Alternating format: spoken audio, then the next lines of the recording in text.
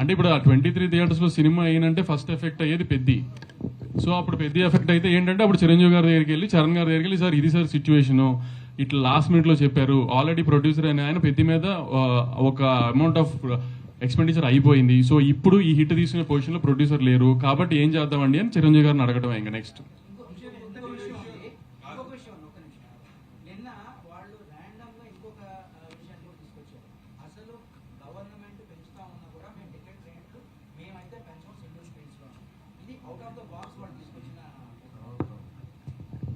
Sir అది second topic అండి. Sir audience కి నిజంగా మీరు థియేటర్ కి తీసుకురావాలి అనుకుంటే ఒక 50 రూపాయలు 100 రూపాయలు మేము తెచ్చే థియేటర్ రెంట్ కంటే మీరు అమ్మే 500 రూపాయలు పాప్కార్న్ కాలు ఎక్కువ భయపడుతున్నారు. ఆ ఎఫ్ఎఫ్బిని తగ్గించండి ఫస్ట్. మెయిన్ ఇప్పుడు బుక్ మై షో ఓపెన్ చేయండి, మీరు టికెట్ 150 రూపాయలు 175 రూపీస్ మేము అమ్మేది అనుకోండి, 195 రూపీస్ అమ్ముతాం, లేకపోతే 295 అమ్ముతాం. 295 మీద గవర్నమెంట్ వేసుకోమని చెప్పింది 6 రూపాయలు బుక్ మై షోని. కానీ మీరు 2 టికెట్లు కొంటే 600 కట్టాల్సింది దగ్గర 800, 750, 850 కడుతున్నారు. దాంట్లో 50 రూపాయలు 60 రూపాయలు కన్వీనియన్స్ ఫీ అని పోతుంది. అవన్నీ ఏంటో అడగండి సార్.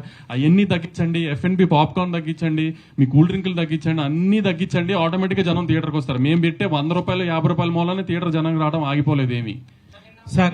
సార్ వంశీ గారు